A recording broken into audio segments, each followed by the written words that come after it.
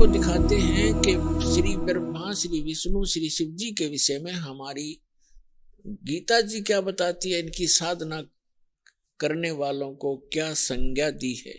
अब आपको दिखाते हैं श्रीमद् भगवत गीता अध्याय नंबर 7 का कुछ अंश दिखाते हैं। देखिएगा श्रीमद् भगवत गीता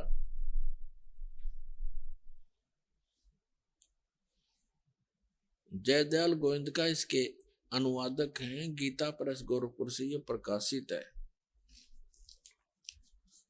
हम इसका 7वां अध्याय लेते हैं। ये है 7वां अध्याय, 7वां अध्याय श्रीमद् भगवत गीता का। इसके प्रथम मंत्र में क्या कहा है कि हे पार्थ, अनन्य प्रेम से मुझ में आसक्त चित्त तथा अनन्य भाव से मेरे प्राण होकर योग में लगा हुआ तू जिस प्रकार से संपूर्ण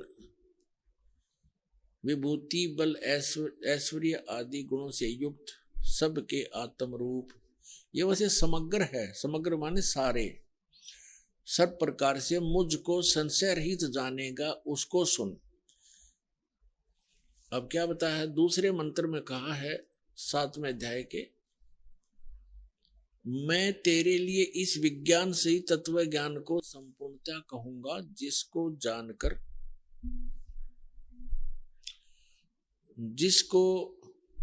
जानकर संसार में फिर कुछ भी जानने योग्य शेष नहीं रह जाता।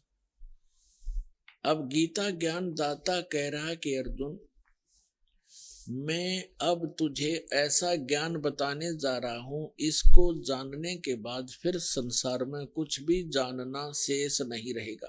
अपने आत्माओं देखना। और इस पवित्र गीता को हम श्रोधार्य मानते थे, पढ़ते भी थे, डेली पाठ भी किया करते थे, लेकिन कहते गुरु बिन काहू न पाया ज्ञान, जो थो था भुज छड़े मूड किसाना, गुरु बिन वेद पढ़े जो प्राणी, समझे न सार रहे अज्ञानी। गुरु के बिना वेदों के अर्थों, गूढ़ अर्थों का समझना बड़ा कठिन है, और उसके ना समझे बिना हम अज्ञानी ही रहे। हमारे जितने भी ऋषि सतयुग से लेकर आज तक के ऋषि महर्षि, ये सब अज्ञानी थे। अपने आत्मा, ये दास के जो वचन हैं ये कड़वे अवश्य लगेंगे एक बार, लेकिन बाद में इतने मीठे हो जाएंगे, इनके अतिरिक्त आपको कोई और बोल वचन सुहावगा नहीं, अच्छा नहीं लगेगा। कि सतयुग से लेकर आज तक के ऋषि महर्षियों को ज्ञान नहीं था, बिल्कुल ज्ञान नहीं था, अज्ञानी थे वे। अपने आत्मा थोड़ी सी झलक दिखा दूं, नहीं तो कोई पहली बार सुनेगा भक्त, क्योंकि ये सीडी वगैरह बनती हैं, भक्त अपने मित्रों को देते हैं, तो उनका ये हजम होगी नहीं ये बात कि सतयुग से लेकर आज तक के इन ऋषि महर्षि ब्राह्मणों को कति ज्ञान नहीं था भक्ति का। इनको छोड़ ब्रह्मा विष्णु महेश को ज्ञान नहीं था, बताओ। तो ये वचन जो दास के हैं, ये तो आज सभ्य समाज, शिक्षित समाज हो गया, इसलिए स्वीकार्य हो गए। और ये वचन परमात्मा 600 वर्ष पहले कहा करते कबीर जी, तो उस समय तो पत्थर खान की बात थी, डले लग गए। और है ये सारी सच्ची, पूरी कंप्लीट सत्य है, हमारे सदग्रंथ प्रमाणित करते हैं। इससे पहले मैं थोड़ा सा श्री देवी भागवत के कुछ उल्लेख आपके रूबरू करता हूं, जिससे आपको पता चलेगा कि न तो सतयुग से लेकर आज तक के ऋषि महर्षियों को ज्ञान था, और न ब्रह्मा विष्णु महेश को ज्ञान था अध्यात्म मार्ग का। तो और को होगा किसको? केवल परमात्मा स्वयं आते हैं, अपने द्वारा रची हुई सृष्टि को यथार्थ रूप में वही बताते हैं। और यथार्थ भक्ति मार्ग और पूर्ण परमात्मा वो स्वयं होते ही है, वो स्वयं ही यथार्थ भक्ति मार्ग बताते हैं, यथार्थ ज्ञान, तत्व ज्ञान वही बताते हैं। अब देखिएगा श्रीमद् देवी भागवत सचित्र मोटा टाइप, गीता प्रेस गोरखपुर से प्रकाशित। इसके कौन है संपादक, कौन है इसके देखिएगा, हनुमान प्रसाद पोदार, चिमनलाल गोस्वामी, और ये प्रकाशक है इसके। इसके 414 पृष्ठ पर आपको ले चलते हैं।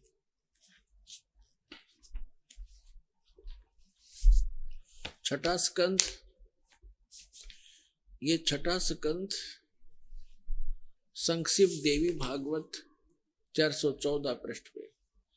जन्मे जय ने पूछा महाभाग किस युग में कैसा धर्म का स्वरूप है, इस संपूर्ण विषय को विशेष रूप से बताने की कृपा कीजिए। व्यास जी बोले, व्यास जी बता रहे हैं जन्मे जय को, राजन यह निश्चय है कि सतयुग में ब्राह्मण वेद के पूर्ण विद्वान थे। उनके द्वारा निरंतर भगवती जगदम्बा की आराधना यानी पूजा होती थी। भगवती का दर्शन करने के लिए उनका मन सदा ललायित रहता था। प्रत्येक गांव में शक्ति मंदिर का उद्घाटन हो, दुर्गा का मंदिर बने, इस विषय की उनके मन में बड़ी उत्सुकता थी। और यहाँ और देख लें साथ में थोड़ी सी इनकी झलक है। धर्म की यही स्थिति त्रेता में रही, परंतु कुछ ह्रास हो गया था। सतयुग की जो स्थिति थी वह द्वापर में विशेष रूप से कम हो गई। राजन, उन प्राचीन युगों में जो राक्षस समझे जाते थे वे कली माने कलयुग में ब्राह्मण माने जाते। दास नहीं कह रहा, ये अपना इतिहास कह रहा है।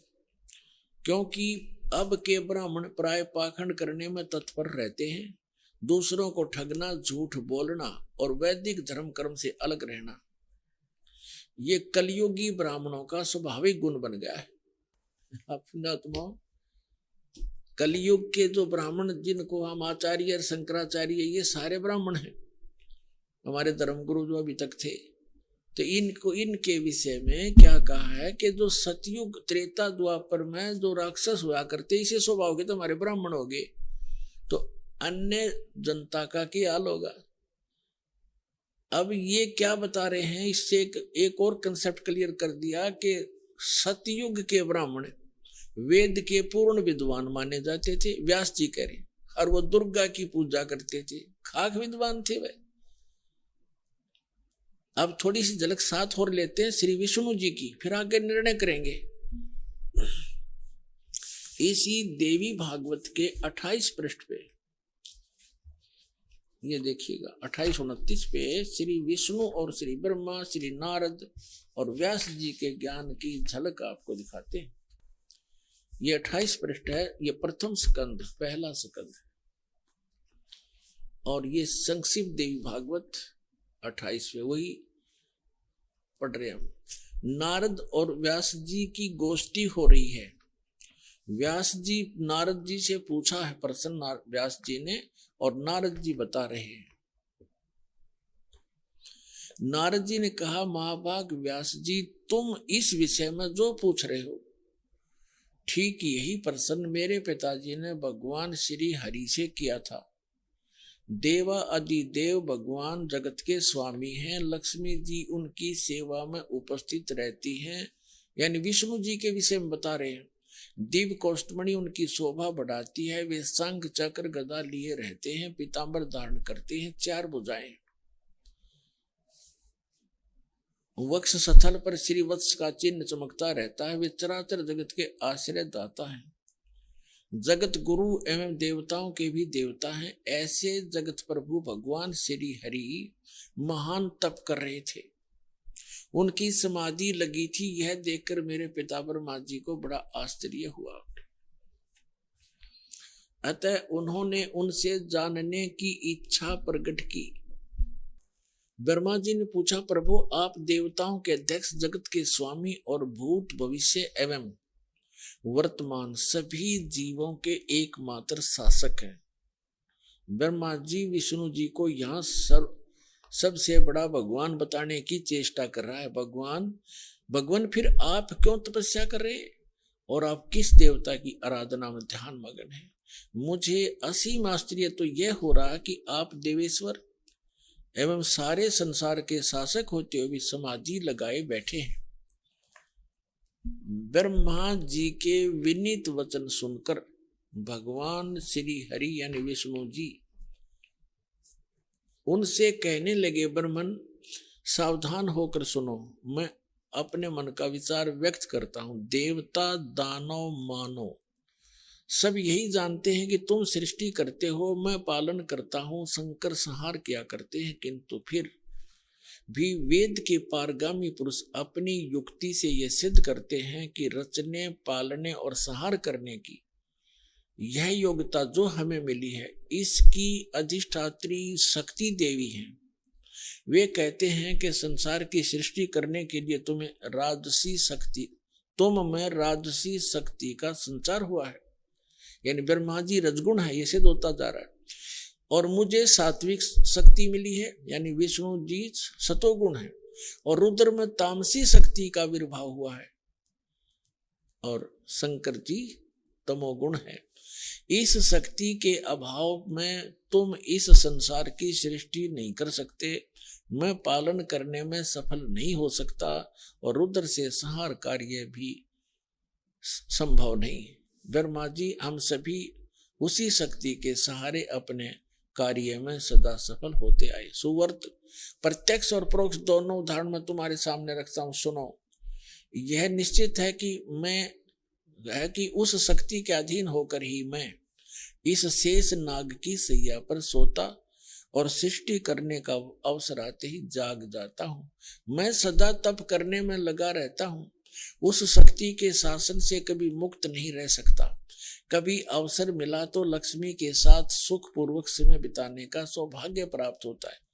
मैं कभी तो दानों के साथ राक्षसों के साथ युद्ध करता हूँ, और अखिल जगत को भय पहुंचाने वाले दैत्यों के विकराल शरीरों को शांत करना मेरा परम कर्तव्य हो जाता है।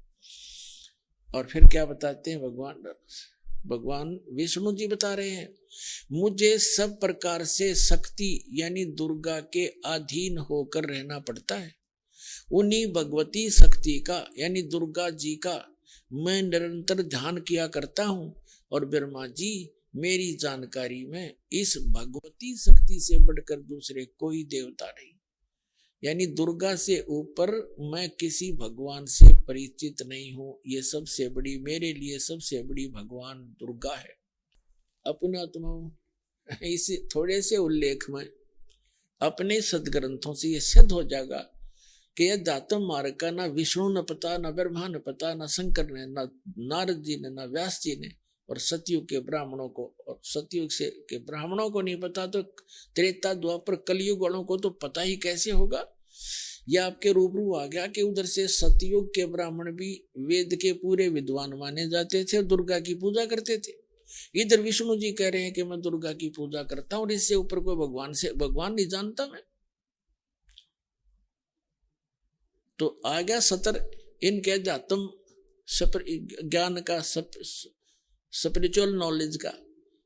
तो क्या पता था इन ब्रह्मा विष्णु में इसको, जिनको हम सर्वज्ञ मानकर पूजा किया करते थे। अब देखो ये दोनों यानी सतयुग के ब्राह्मण और विष्णु जी क्या कह रहे हैं कि हम दुर्गा की पूजा करते हैं। वेद में कहीं लिखा दुर्गा की पूजा करने का? श्रीमद् भगवत गीता में लिखा कहीं दुर्गा की पूजा करने का? एक शब्द तो सुना दो। तो इसको कहते हैं लोक वेद सटदल उआ बाई बगदा। अब दुर्गा जी क्या कहती है आपको दिखाते 562 पृष्ठ पर, ये देखिएगा 7वां स्कंद और संक्षिप्त देवी भागवत 562 पृष्ठ पे। देवी के द्वारा हिमालय को ज्ञानोपदेश और ब्रह्म स्वरूप का वर्णन। अब श्री देवी जी कहने लगी पर्वतराज, अब दुर्गा जी पहले तो अपने विषय में बताती है, फिर कहती है नहीं, उस ब्रह्म का क्या स्वरूप है यह बतलाया जाता है, जो प्रकाश स्वरूप सबके अत्यंत समीप में स्थित हृदय रूप गुहा में स्थित होने के कारण गुहाचर नाम से प्रसिद्ध और महान पद अर्थात परम प्राप्य है। यहां फिर आगे वह समस्त प्रजा के ज्ञान से परे है, अर्थात किसी की बुद्धि में आने वाला नहीं है, ऐसा तुम जानो। जो परम प्रकाश रूप है, जो सूक्ष्म से भी अत्यंत सूक्ष्म है, जिसमें संपूर्ण लोक और उन लोकों में निवास करने वाले प्राणी स्थित हैं, वही यह अक्षर ब्रह्म है। वही सबके प्राण है, वही सबकी वाणी है और वही सबके मन है। वह यह परम सत्य अमृत अविनाशी तत्व है। सौम्य उस वेदने योग्य लक्ष्य का तुम वेदन करो, मन लगाकर उसमें तन्मय हो जाओ। सौम्य उपनिषद में कथित महान अस्त्र रूप धनुष लेकर उस पर उपासना द्वारा तीक्ष्ण किया हुआ बाण संधान करो और फिर भावानुगत चित्त के द्वारा उस बाण को खींचकर उस अक्षर रूप ब्रह्म को लक्ष्य बनाकर वेदन करो। प्रणव माने ओम, धनुष है, जीवात्मा बाण है और ब्रह्म को उसका लक्ष्य कहा जाता है। अब यहां देखिए, उस एकमात्र परमात्मा को ही जाने, दूसरी सब बातों को छोड़ दो। अब दुर्गा क्या कह रही है कि केवल एक ब्रह्म की पूजा करो, मेरी पूजा भी छोड़ दो। क्या कह रही है दुर्गा जी कि उस केवल एक ब्रह्म की पूजा करो, उसका ओम नाम है और उसको ब्रह्म की साधना जीवात्मा करे। अपनी साधना भी कह रही है, मेरी भी पूजा मत करो, एकमात्र उसी की साधना करो। ये देखो, उस एकमात्र परमात्मा को ही जाने, दूसरी सब बातों को छोड़ दे। यही अमृत रूप परमात्मा के पास पहुंचाने वाला पुल है। संसार समुद्र से पार होकर अमृत स्वरूप परमात्मा को प्राप्त कराने का यही सुलभ साधन है। इस आत्मा का परमात्मा का को ओम के जप के साथ ध्यान करो। इससे अज्ञान में अंधकार से सर्वथा परे और संसार समुद्र से उस पार जो ब्रह्म है उसको पा जाओगे, तुम्हारा कल्याण हो। स्पष्ट कर दिया है कि ओम नाम ब्रह्म का है और इस ओम नाम के जाप से ब्रह्म को पाने का उद्देश्य रखकर साधना करो, तुम उसको प्राप्त कर जाओगे। और वो कहाँ रहता है? वह यह सबका आत्मा ब्रह्मलोक रूप दिव्य आकाश में स्थित है। वहां रहता ब्रह्मलोक में ये ब्रह्म। अपने आत्मा यदि ये दास मौखिक ये वचन कहकर छोड़ देता और प्रथम बार कोई पुण्यात्मा ये वचन सुनता तो वो शायद टीवी बंद करके बैठ जाता और औरों को भी कहता कि वो तो निंदा करता है, झूठ बोलता है। और अब क्या कहोगे कि ये विश्व में यदि सत्य ज्ञान है तो रामपाल के पास है, न विश्व में किसी के पास ज्ञान नहीं।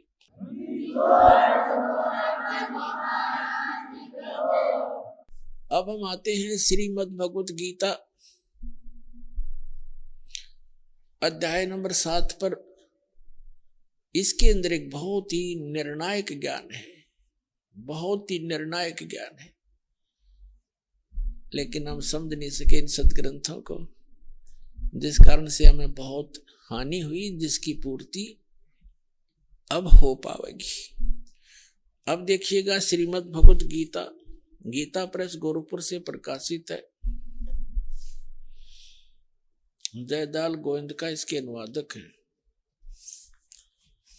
ये है 7वां अध्याय। हमने ये पढ़ लिया पहले, फिर पढ़ लेते हैं। प्रथम मंत्र में क्या कहा है कि गीता ज्ञानदाता कहता है, हे पार्थ, अनन्य मन से मुझ में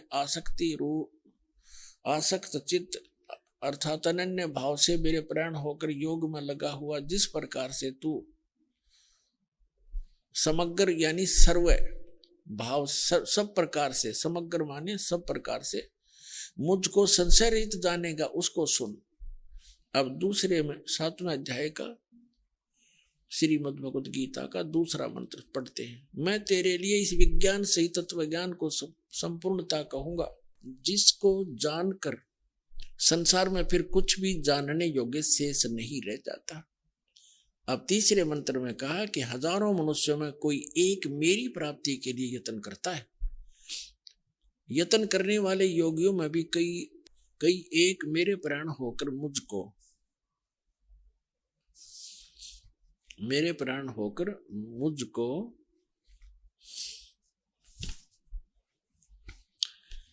तत्व से अर्थात यथार्थ रूप से जानता है। चौथे में कहा है ये पृथ्वी जल अग्नि वायु आकाश मन बुद्धि और अहंकार भी इस प्रकार यह 8 प्रकार से विभाजित मेरी प्रकृति है। यह 8 प्रकार के भेद वाली तो अपरा मेरी जड़ प्रकृति है। और हे महाभाव, इससे दूसरी को जिससे यह संपूर्ण जगत धारण किया जाता है मेरी जीव रूपा परा अर्थात चेतन प्रकृति जान। अपने आत्मा यहां यह सिद्ध हो गया कि 2 प्रकृति बताई जा रही है। एक तो ये बताया है कि पृथ्वी जल वायु आकाश मन बुद्धि और अहंकार ये 8 का योग से ये बनती है जड़ प्रकृति।